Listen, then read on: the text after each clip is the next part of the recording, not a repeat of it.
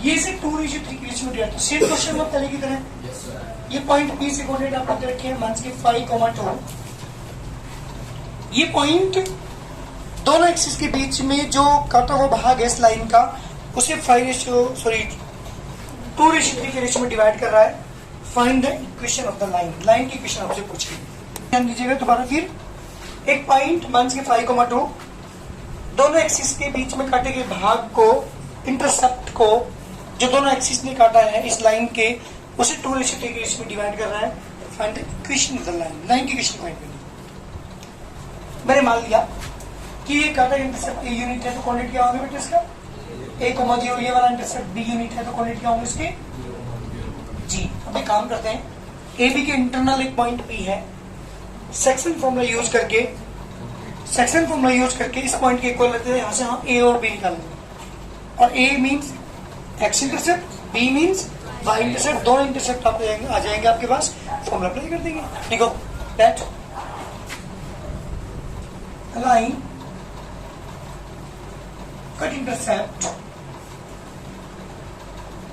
on x-axis is equal to A and cut intercept on y-axis is equal to B. So, coordinate of point A.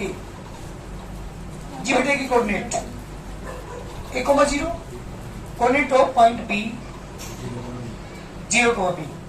Now point P marks 5,2 divide line AB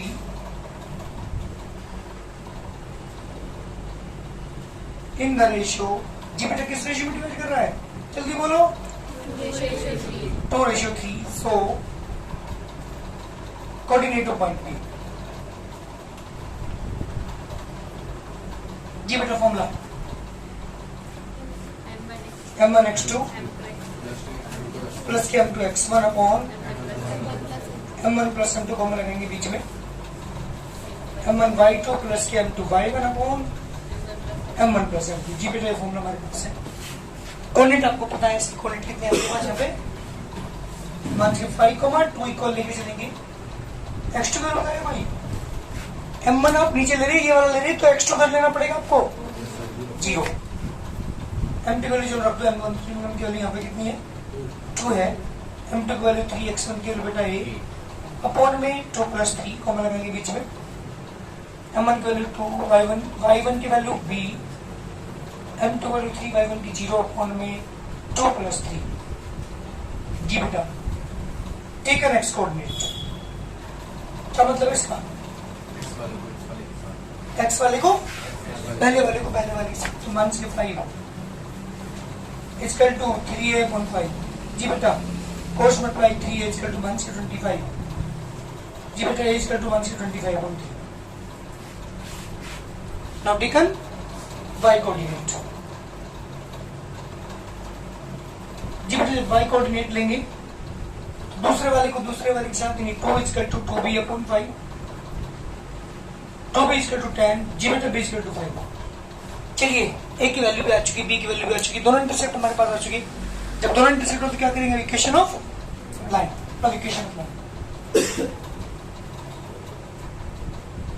जी बेटा formula x upon A plus के y upon B equal to 1, क्योंकि जब भी intercept हमें पता होता है तो कौन सा फॉर्मूला अप्लाई करते हैं, इंटरसेप्ट फॉर्म इक्वेशन यूज करते हैं। ए की वैल्यू मान के 25/3, बी की वैल्यू बेटा 5 इक्वल टू 1, ये 3 पर पहुंच जाएगा तो मान से 3x अपॉन 25 प्लस के y अपॉन 5, एलसीएम इसका 25, मान से 3x प्लस के 5y equal to 1, cos multiply हम करेंगे तो मान से 3x प्लस के 5y equal to 25 is the required answer. जी बेटा ये है मेरे क्वेश्चन का आंसर, दे दो इक्वेशन लाइन। और इससे जो पहला क्वेश्चन था बिल्कुल सेम था, वहां पे हमने क्या यूज किया है, सेक्शन फॉर्मूला यूज किया, वहां पे एक पॉइंट दे रखा था जो उसे डिवाइड करा था 1:2 के रेशियो में, तो उससे पहले वाला क्वेश्चन बिल्कुल सेम है, ये वाला क्वेश्चन बिल्कुल, दोनों क्वेश्चन सेम है। जल्दी करिए, 10 क्वेश्चन है बेटा हमारे पास, 10 क्वेश्चन है। एक स्ट्रेट लाइन, जरा ध्यान सुनना कोई क्वेश्चन को, एक स्ट्रेट लाइन है x अपॉन a प्लस के y upon b equal to 1, ये स्ट्रेट लाइन है। क्वेश्चन ध्यान सुनेंगे, If the straight line x upon a plus ky upon b is equal to 1 passes through the point 8, -9. ध्यान दीजिएगा, किससे पास होकर जा रही है? ये लाइन 8, -9 से पास होकर जा रही है। एंड 12, -15 जी बेटा एक और पॉइंट से पास होकर जा रही है, 12, -15 से भी पास होकर जा रही है। ठीक है, क्वेश्चन ये पूछा है find the values of A and B. A और बी की वैल्यू फाइंड करो। दो तरीके से क्वेश्चन करने के भाई। दिस लाइन, इस लाइन की क्वेश्चन आपको इधर की, ये वाली लाइन पासिस होता दिस पॉइंट तो सेटिस्फाई करेगा। x की वैल्यू 8 और y की जगह -9 रख के क्वेश्चन तो यहाँ से बनाओगे आप। फिर this line is also passes to the point 12, -15। ये भी पास होके जा रही है तो ये पॉइंट से सेटिस्फाई करेगा। x की वैल्यू 12, y की वैल्यू -15 रख के क्वेश्चन वहां से बनेगी। दोनों को सोल्व कर लो। तो लेंथी मेथड है, एक बहुत आसान सा मेथड बता रहा हूँ। ये पॉइंट 8, -9 और दूसरा पॉइंट 12, -15 दोनों पॉइंट जाने वाली लाइन की क्वेश्चन निकाल लो। उसे इंटरसेक्ट फॉर्म में कन्वर्ट करके कंपेयर कर दो। उसे इंटरसेक्ट फॉर्म में कन्वर्ट करके, मतलब इसी फॉर्म में कन्वर्ट करके क्या कर देंगे, कंपेयर कर देंगे। दोनों से हो जाएगा तुम्हारा क्वेश्चन। लिखो जल्दी, पता कौन से करना चाहोगे? देखो कोऑर्डिनेट पॉइंट ए, दोनों तरीके आपके पास है। Coordinate of point A 8, -9, coordinate of point B 12, -15। Now, equation of line A B. जी बेटा, जो लाइन ए बी है उसकी इक्वेशन निकालते हैं, फॉर्मूला अप्लाई करेंगे। y1 की y1 is equal to y2 minus की y1 upon x2 minus x1 bracket में x माइनस के x1। इन दो पॉइंट से मैं इक्वेशन निकाल रहा हूं। y1 की -9, y2 को बेटा -15 माइनस के 9, 12 माइनस के 8 ब्रैकेट में x माइनस के 8, 5 प्लस के 9 इज इक्वल टू -15 प्लस के 9 माइनस के 6 अपॉन 4 ब्रैकेट में x माइनस के 8, y प्लस के 9 2 से डिवाइड कर रहा हूं उसे, माइनस 3 अपॉन 2 ब्रैकेट में x माइनस के 8 तो की तरह अप्लाई करोगे।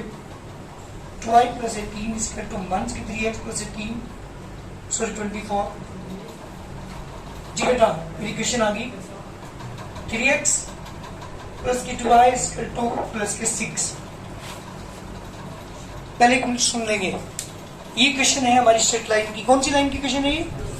जो इन दो पॉइंट से पास हो गया। एक काम करो, इसे फॉर्म में कन्वर्ट करो। उधर 1 लाना है। 1 कब आएगा इधर? 6 से डिवाइड करेंगे। जब आप डिवाइड बाई 6 करेंगे,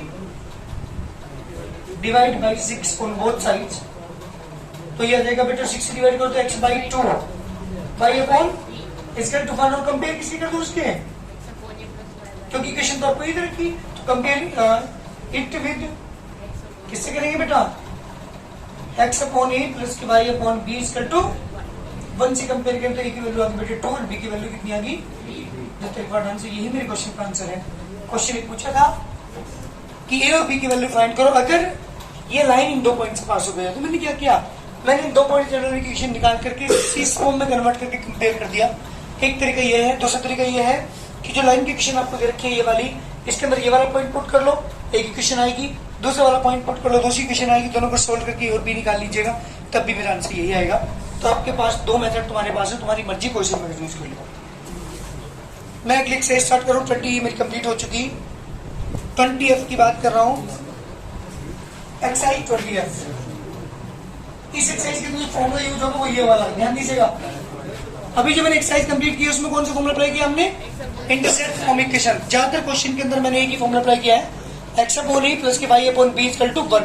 कब यूज करते हैं? जब किसी लाइन ने, बेटा ध्यान दो, जो पूरी एक्सरसाइज हमने की है उसमें ये वाला फॉर्मूला अप्लाई किया है। जब हमें x एक्सिस पर काटे इंटरसेप्ट दे रखा हो, y एक्स पे काटे का इंटरसेप्ट दे रखा हो, हम फॉर्मूला यूज करते हैं x upon a plus y upon b equal to 1। मैंने इस वाले फॉर्मूले को यूज किया सारे क्वेश्चंस में। अब जो मैं एक्सरसाइज स्टार्ट करने वाला हूँ उसमें क्या देखा, ध्यान दीजिएगा। कोई लाइन आपको दे दी, ये लाइन कहीं भी हो सकती है, बट आपको दो चीजें गिवन है। कौन कौन सी? एक तो ओरिजिन से नॉर्मल डाल रखा है, उसकी डिस्टेंस आपको पता है, उसकी लेंथ आपको पता है, नॉर्मल की लंबाई आपको पता है। लेंथ ऑफ द नॉर्मल आपको पता होगा, क्वेश्चन में गिवन होगा, और नॉर्मल के द्वारा एक्सेस से बड़ा एंगल आपको पता होगा अल्फा। ये दो चीज आपको दे रखी होंगी, और जब भी दोनों चीज दे रखी है तो हम फॉर्मूला यूज करते हैं नॉर्मल फॉर्म इक्वेशन। और एक किसी इक्वेशन क्या है हमारे पास, एक्स कोस अल्फा प्लस की y sine alpha equal to b. हर क्वेश्चन के सिचुएशन के अकॉर्डिंग हमारे अलग अलग फॉर्मूले हैं। अगर किसी लाइन ने एक्स एक्स पे कोई एंगल बनाया है और वाई एक्स से कोई इंटरसेप्ट काटा है तो हम यूज करते थे y equal to m x plus c. अगर कोई लाइन ओरिजिन से पास होकर जाए तो हम यूज करते थे y equal to m x. कोई लाइन एक पॉइंट से पास होकर जाए तो उसका फॉर्मूला मेरा अलग था, कोई लाइन 2 पॉइंट से पास होकर जाए उसका फॉर्मूला हमारा अलग था। अब हम जो यूज करने जा रहे हैं इस एक्सरसाइज के अंदर, जब दो चीजें हमें दे रखी हो, जब इंटरसेप्ट दे रखी तो फॉर्मूला हमारा अलग है।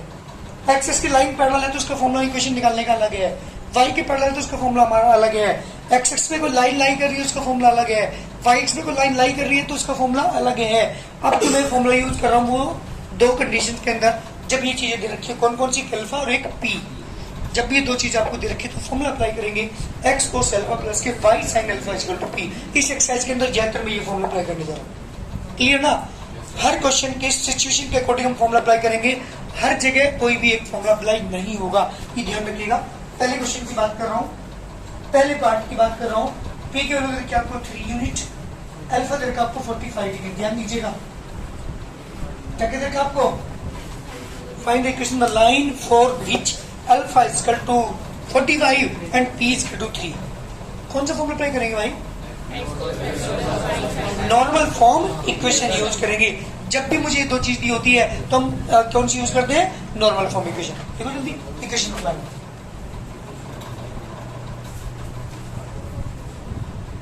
X cos alpha y sine alpha is equal to p. बेटा वैल्यू पुट करिए, अल्फा और पी की वैल्यू पुट कीजिए। एक्स कोस 45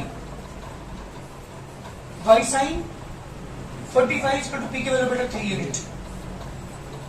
कोस 45 की वैल्यू 1/√2, साइन 45 की बेटा इसका 3 एलसीएम इसका बेटा √2, ऊपर x प्लस के y इसका 3 मल्टीप्लाई करेंगे बेटा क्रॉस, जो क्रॉस मल्टीप्लाई करके कितना आ गया बेटा x प्लस के y इसका 3/√2। देखो कोई स्टैंडर्ड फॉर्म आई नहीं है, तो ऐसे ध्यान रखिए स्टैंडर्ड फॉर्म हमारी होती है स्ट्रेट लाइन की x plus by plus c equal to 0, ax plus by plus c इधर 3 रूट पे कोई दिक्कत नहीं। स्टैंडर्ड फॉर्म हमारी यही होती है, इसमें x भी होता है, उसमें y भी होता है, उसमें कॉन्स्टेंट टर्म भी होती है। कोई भी इक्वेशन जिसके अंदर तीनों चीजें हो that is the equation of the line. तो स्टैंडर्ड फॉर्म आ चुकी, फॉर्म कोई सी भी हो लेकिन लास्ट में एटलीस्ट जो बाद में जो हमारी वैल्यू आएगी वो ax plus by plus c की फॉर्म ही आएगी। ऐसी लाइन की इक्वेशन कहलाती है हमारी स्ट्रेट लाइन, ठीक है ना? तो मैं मुझे यहाँ पे अल्फा और पी देखे, तो सेकंड और थर्ड पार्ट मुझे करके दिखाओ जल्दी। सेकंड पार्ट है आपके पास, अल्फा इज इक्वल टू रखा आपको 135 एंड पी इक्वल टू रखी आपको 5 यूनिट। जल्दी करिए, इक्वेशन मुझे निकाल के दिखाओ, आंसर निकाल के दो जल्दी करके। अल्फा और पी आपको दे रखा, हमें निकालनी है equation of line, equation of x cos alpha y sin alpha is equal to p, alpha is 135, y sin 135, p की वैल्यू 5 यूनिट, इसलिए 90 plus 45, y sin 90 plus 45 is equal to p 5, 90 plus theta बेटा lies in the second head किसका होता है? Sign cosec का। ये कौन है? इसलिए क्या माइनस आके 90 से वैल्यू चेंज होगी तो साइन 45। ध्यान दीजिएगा, y है जी 90 plus theta lies in the second part. 90 kilometre में पहुंचना पड़ेगा, 90 में से कुछ 90 प्लस कर देगा कुछ, तो 90 में जब कुछ ऐड करेंगे तो वो एंगल कहाँ लाई करेगा? सेकंड क्वाड्रेंट में। और सेकंड घर किसका होता है? साइन और कोसेक का। ये कौन है? साइन है मालिक है, इसका मतलब ये पॉजिटिव रहेगा। लेकिन 90 से क्या होगी बेटा? Value change. साइन किससे बदलता है? इक्वल टू 5 जी बेटा, माइनस के एक्स जिसकी वैल्यू 1/√2, इसकी वैल्यू भी 1/√2 इक्वल टू एलसीएम इसका √2, माइनस एक्स प्लस की वाई इक्वल टू 5। जी बेटा यहाँ से मेरा आंसर क्या आ गया? माइनस एक्स प्लस की y equal to 5/√2। This is the complete solution. ये मेरे क्वेश्चन का आंसर है। जल्दी मुझे थर्ड पार्ट करके दिखाएंगे आप। जी बेटा, अल्फा और पी, थर्ड पार्ट की बात कर रहा हूं मैं। कितने देर का आपका अल्फा अल्फा दे रखा आपको 150 और पी की वैल्यू है 8। ये 8 और 150। जल्दी मुझे इक्वेशन 9 लाइन की इक्वेशन निकाल के दिखाओ जल्दी करके, आंसर दिखाओ जल्दी निकाल के इसका। अल्फा दे रखा आपको, पी दे रखा है, हमें इक्वेशन ऑफ लाइन निकालनी है जी। हम 150 यूज करेंगे, y sin 150 फॉर्मूला रे 150 क्या लिखेंगे 90 प्लस 60 है 180 माइनस 30 लिख सकें, तो इसके y sin 90 प्लस 60 इसका 2 x यानी कि 90 प्लस थीटा, अच्छा 8 है हाँ जी। 90 plus theta lies in the second quadrant. Second घर किसका होता है साइन कोसेक का, ये कौन है इसलिए क्या आ गया माइनस आएगा। 90 से वैल्यू चेंज होगी sine 60 plus 90 plus theta second quadrant. Second घर किसका होता है साइन कोसेक का, ये साइन की मालिक है, प्लस का रहेगा, लेकिन 90 से क्या होगी वैल्यू चेंज, कितना आएगा माइनस 8 साइन 60 का √3/2 cos 60 का 1/2 is equal to 8, LCM 2 minus के √3x प्लस के y is equal to 8, answer आ गया बेटा माइनस के √3x प्लस के y is equal to 16 is the required answer. Straight line equation वही फॉर्म आएगी। चलिए बात करते हैं किसकी, हाँ जी बेटा फोर्थ पार्ट। अल्फा और पी चेंज है आपका, अल्फा दे रखा है आपको कितना, अल्फा है 225, जल्दी करके दिखाओ उसका आंसर, और पी की वैल्यू है आपके पास 3 यूनिट्स, जल्दी करिए 3 और ये 225, जल्दी निकालो। अल्फा पी आपको देते इक्वेशन ऑफ लाइन निकालनी है जी बेटा। अल्फा की जगह 225 रखेंगे, 225 रखेंगे और पी की वैल्यू क्या रखेंगे बेटा 3 यूनिट। एक्स कोस 180 प्लस 45, y sin 180 प्लस 45 जी बेटा 180 plus theta lies in the, जल्दी बताओ 180 plus theta third quadrant. Third घर किसका होता है tan कोक का, ये कौन है इसलिए मन से वैल्यू चेंज होगी नहीं, वैल्यू चेंज पता कब होती है जब यहाँ 90 प्लस 70 लिखा होता है, तो यहाँ पर चेंज नहीं होगी cos 45 sine 180 plus theta lies in the third quadrant. Third घर होता है tan कोक का, ये कौन है साइन, तो मन से आएगा, ये तो पक्का पता है लेकिन वैल्यू चेंज नहीं होगी। साइन 45 इक्वल टू 3 जी बेटा, यहाँ गया मंस के x cos 45 मंस के y sine 45 equal to 3 cos 45 1/√2 sine 45 1/√2 equal to 3 LCM इसका √2 मंस x मंस के y equal to 3 minus x minus के y equal to 3 √2 this required answer. ये बेटा मेरे क्वेश्चन का आंसर है। Is the equation of line, जब alpha और पी आपको दिया हो तो यही फॉर्मूला अप्लाई करेंगे। सुनिए बेटा क्वेश्चन नंबर 2 है, क्वेश्चन सुनो पहले 1 मिनट, यहां ध्यान दो पहले क्वेश्चन पे। Ishan, the length of the perpendicular segment from the origin, जी ओरिजिन से क्या डाल रखा परपेंडिकुलर किसी लाइन के ऊपर, उसकी लेंथ रखी 2 यूनिट, बहुत अच्छे। किसकी वैल्यू मिल गई हमें, चलिए पी की वैल्यू मिल गई, आधा वर्क तो हो चुका। इक्वेशन निकालने के लिए अल्फा पी चाहिए मुझे, तो पी मुझे मिल चुका। अब सुनो अल्फा और चाहिए मुझे, अल्फा कैसे निकालोगे सुनिएगा ध्यान से, ठीक है। आगे क्या कहा इसने, द इंक्लिनेशन यानी एंगल किसके द्वारा बना हुआ, ऑफ दिस परपेंडिकुलर, इस परपेंडिकुलर द्वारा, इज अल्फा सच दैट, मतलब ये अल्फा दे रखा आपको, ये वाला ये अल्फा, ये अकॉर्डिंग आपको दिया है कि साइन अल्फा की वैल्यू कितनी है बेटा 1/3, साइन अल्फा की वैल्यू दे दी 1/3 and alpha is the acute, find the equation पर लाइन। समस्या यहाँ है, इसने अल्फा की वैल्यू नहीं दी, इसने साइन अल्फा की वैल्यू दी, और मेरे इक्वेशन का फॉर्मूला क्या होता है x cos अल्फा प्लस के y sin alpha equal to p। Sine alpha use होता है तो साइन अल्फा की वैल्यू आपको दे दी, cos अल्फा आपके पास नहीं है। एक काम करते हैं, ट्रिग्नोमेट्री का पहला फॉर्मूला भी यूज करके यहाँ से cos अल्फा निकाल लो ना। ट्रिग्नोमेट्री का पहला फॉर्मूला क्या था, sin square theta plus cos square theta equal to 1, theta की जगह अल्फा रखना है, तो sin square alpha plus cos square alpha equal to 1, sin alpha की वैल्यू पुट करके cos अल्फा निकाल लो और फॉर्मूले के अंदर पुट कर दो। अल्फा हमें जरूरी नहीं है हमें sin अल्फा cos अल्फा की वैल्यू पता चल जाए तो भी तो हम फॉर्मूला अप्लाई कर सकते हैं। तो क्या लिखेंगे यहाँ पे, ये करके देखा आपको, जल्दी बताओ मुझे, p की वैल्यू 2 यूनिट, sin अल्फा की वैल्यू 1/3 तीनों, मुझे cos अल्फा चाहिए ना। अरे हमारा फॉर्मूला क्या है, एक्स कोस अल्फा प्लस की y sine alpha equal to p. तो साइन अल्फा दे रखा, किसकी चाहिए मुझे? कोस अल्फा की वैल्यू। हम फॉर्मूला अप्लाई करें, we know sine square alpha plus की cos square alpha equal to 1। इसका मान वैल्यू 1/3 इक्वल टू 1 1 के 1/9। यहाँ पे बेटा 9 माइनस के 1 इक्वल टू 8/9 अंडर रूट 8/9 तो under root 2/3। This is cos alpha. जी बेटा कोस अल्फा की वैल्यू आ चुकी, साइन अल्फा की वैल्यू आपको ऑलरेडी है, हमें निकालनी है equation of line. Equation of line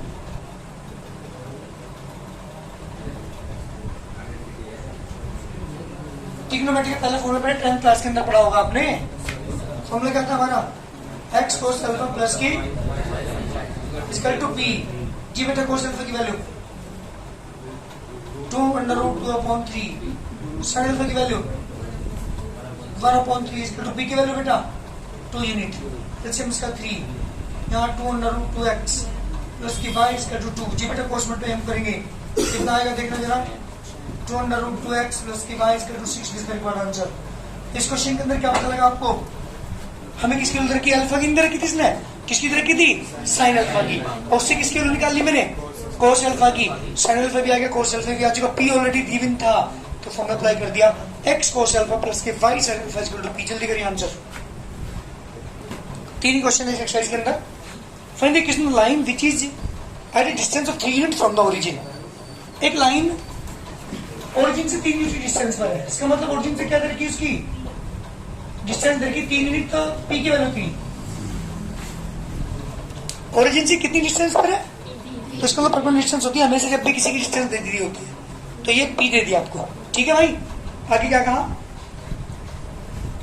question का कि find the equation line which is at a distance of 3 unit from the origin such that tan alpha equal to 5.12। tan alpha की value दे दी, मतलब जो अल्फा बना रहा है ये एंगल, इसकी tan की वैल्यू दे दी, means tan alpha equal to 5/12। किसकी वैल्यू दे दी? tan अल्फा की वैल्यू दे दी आपको कितनी? 5.12। वेयर अल्फा, अब अल्फा क्या सुनो, where alpha is the acute angle with this perpendicular makes with the opposite direction of the x axis। Alpha क्या है यहाँ पे? नॉर्मल के द्वारा, परपेंडिकुलर के द्वारा एक्सिस से बना एंगल। तो tan अल्फा की वैल्यू हमें किसकी चाहिए? साइन अल्फा की और कोस अल्फा की। तो इस tan अल्फा से किसकी वैल्यू निकाल लूंगा मैं? कैसे निकालोगे साइन अल्फा कोस अल्फा की वैल्यू? ध्यान से निकाल दो, क्लास 10 का क्वेश्चन है, या ट्रिग्नोमेट्री का फॉर्मूला अप्लाई करके निकाल। वहां तो अप्लाई करने पड़ेंगे आपको, हो जाता है भारी पड़ेगा, तो क्या यूज करते हैं?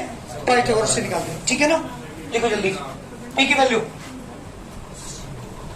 3 यूनिट, tan अल्फा की वैल्यू बेटा, अरे tan इक्वल टू क्या होता है? Perpendicular upon base.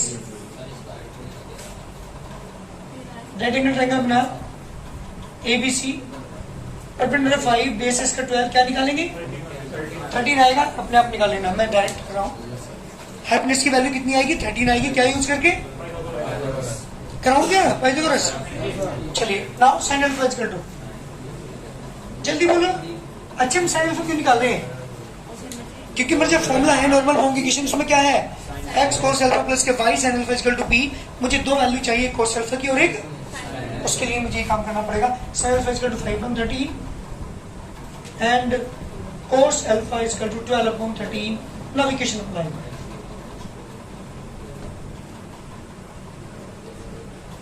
Equation of a line g beta x cos alpha plus के y sin alpha is equal to p।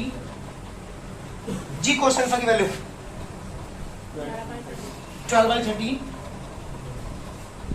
sin alpha की वैल्यू बेटा 5/13, p की वैल्यू बेटा 3 यूनिट। एलसीएम इसका 13, यहाँ पे 12x 5y इक्वल टू 3। जी बेटा multiply करेंगे cross 12x plus 5y equal to 30। जिस तरह के बाद आंसर, ये मेरे क्वेश्चन का आंसर है। तो अल्फा और पी, जब भी 2 चीजें आपको गिवन हो तो हम इक्वेशन ऑफ स्ट्रेट लाइन निकाल लेंगे। कौन सा फॉर्म अप्लाई करके? नॉर्मल फॉर्म की इक्वेशन यूज करके।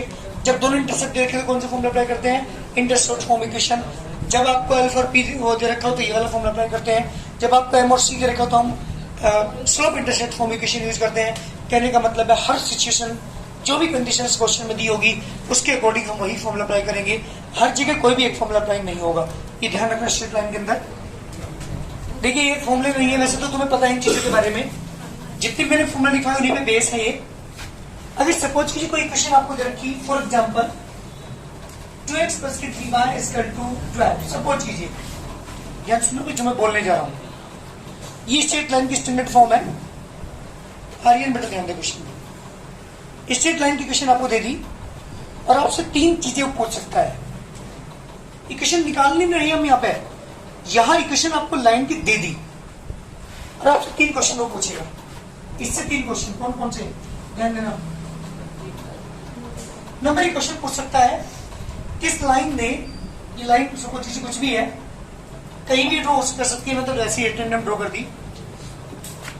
इस पर एक्स एक्स से बना एंगल फाइंड कीजिए अल्फा, और वाई पे कट इंटरसेप्ट फाइंड कीजिए। ये 2 क्वेश्चन पूछ सकता है। अल्फा और सी पूछ लिया, सॉरी थीटा और सी, तो क्या अल्फा नॉर्मल बराबर एंगल होता है। इस लाइन ने एक्स एक्स से कितना एंगल बनाया है और वाई एक्सिस पर कितना इंटरसेप्ट काटा है। तो कहने का मतलब है इस लाइन की इक्वेशन को मुझे y = x + c की फॉर्म में कन्वर्ट करना है, क्योंकि यहीं से 2 चीज पता चल सकती है, एम और सी। एम से थीटा पता चलता है, सी से y इंटरसेप्ट पता चलता है। इसका मतलब ये हुआ कि इस लाइन की इक्वेशन को y = x + c की फॉर्म में कन्वर्ट करना पड़ेगा। जब मैं इस इक्वेशन को y = x + c की फॉर्म में कन्वर्ट कर लूंगा तो कंपेयर करके एम और सी निकाल दूंगा, एम से थीटा आ जाएगा, सी से इंटरसेप्ट आ जाएगा, आंसर आ जाएगा। जब क्वेश्चन में ये पूछा गया हो किस लाइन ने x पे कितना इंटरसेप्ट काटा है, y पे कितना इंटरसेप्ट काटा है, इसका मतलब ये हुआ इस लाइन की इक्वेशन को मुझे इस वाली फॉर्म में कन्वर्ट करना पड़ेगा। जब इस फॉर्म में कन्वर्ट कर लूंगा इस इक्वेशन को मैं, तो इससे कंपेयर कर दूंगा, कंपेयर करके ए और बी निकल कर जाएगा आंसर। सारी चीजें पढ़ रखी है, मैं कुछ नई चीज आपको नहीं बताने वाला यहाँ, बट यहाँ पे इक्वेशन देने के बाद आपसे क्या क्या क्वेश्चन पुटअप किए जा सकते हैं वो चीजें मैं समझा रहा हूं। क्या क्या पूछ सकता है, थीटा और सी बताओ, ए और बी बताओ, और तीसरा क्वेश्चन आपसे पूछेगा कि जो लाइन आपको दे रखी है क्वेश्चन, इस पर ओरिजिन से जो मैंने पेपर डाल रखा है लंबाई बताओ उसकी कितनी होगी टी, और इस नॉर्मल के द्वारा बना एंगल अल्फा बताइए। ये क्वेश्चन आपसे पूछ सकता है। तो इसका मतलब ये हुआ इस इक्वेशन को जो तुम्हें दे रखी है उसे x cos अल्फा प्लस के y sin अल्फा इसका p की फॉर्म में कन्वर्ट करना है, और कन्वर्ट करके इससे कंपेयर करनी है, कंपेयर करके अल्फा p निकल कर जाएगा आंसर। इसका मतलब क्या सीखने जा रहे हो आप यहाँ पे, किसी भी स्टैंडर्ड फॉर्म की इक्वेशन को 3 फॉर्म में कन्वर्ट करना सीखने जा रहे हो आप। इसमें कैसे कन्वर्ट करने की, इससे कन्वर्ट करने का तरीका है x वाली टर्म्स, टर्म ऑफ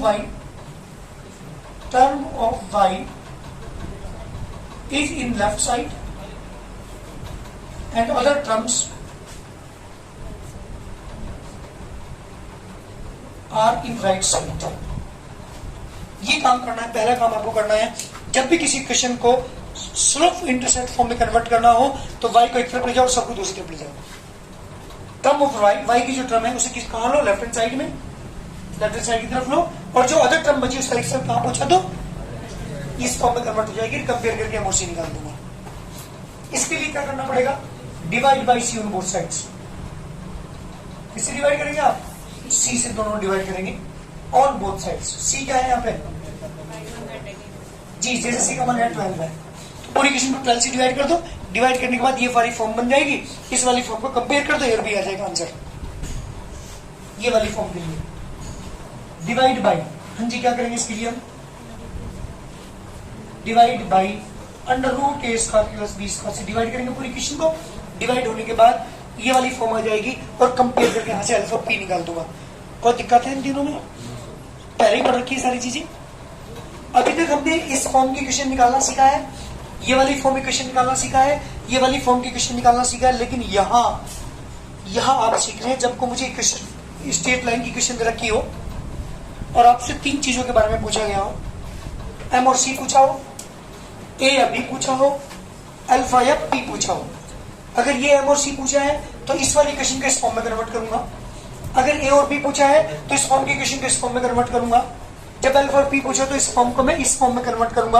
और कैसे कन्वर्ट करते हैं? इस फॉर्म में कन्वर्ट करने के लिए y वाले टर्म एक तरफ और बिना y वाले टर्म एक तरफ ले जाते हैं। इस फॉर्म में कन्वर्ट करने के लिए divide by c on both sides. c क्या होता है? ax plus by plus c, जो कॉन्स्टेंट टर्म होती है वो c कहते हैं। और अगर मुझे किसी भी इक्वेशन को नॉर्मल फॉर्म में कन्वर्ट करना है तो divide by root a square plus b square. x का कोएफिशिएंट a होता है, y का कोएफिशिएंट b होता है, उसकी वैल्यू निकाल करके स्क्वायर करके रूट निकाल करके उससे पूरी इक्वेशन को डिवाइड कर देंगे और डिवाइड करके जो इक्वेशन आएगी वो 100% नॉर्मल फॉर्म की इक्वेशन होगी। और कंपेयर करके इस वाली इक्वेशन से अल्फा और p निकाल लेंगे। कोई दिक्कत है? तीनों चीजें समझ आ गई? और जल्दी स्टार्ट करो एक्सरसाइज। इस एक्सरसाइज में क्या सीखने जा रहे हैं? ये तुम्हें खुद सोचना पड़ेगा कि मुझे क्वेश्चन को किस फॉर्म में कन्वर्ट करना। भाई यहाँ जानते हो, जब एक्स एक्सिस पर एंगल पूछा हो, सी पूछा हो, तो आप खुद अंदाजा लगाइए कि मुझे इसे कन्वर्ट करना है स्लोप इंटरसेप्ट फॉर्म में। अगर आपसे ए और बी पूछा है तो आप खुद अंदाजा लगाइए कि मुझे इसे कन्वर्ट करना है इंटरसेप्ट फॉर्म में। जब आपसे अल्फा और पी पूछा गया हो तो आपको खुद अंदाजा लगाना पड़ेगा कि मुझे इसे कन्वर्ट करना है नॉर्मल फॉर्म में। वो नहीं कहने का आपको क्वेश्चन में, क्वेश्चन से तो आप डायरेक्ट क्वेश्चन पूछेगा। ठीक है, स्टार्ट करो। पहला क्वेश्चन देखिए। अच्छा जी, चलो।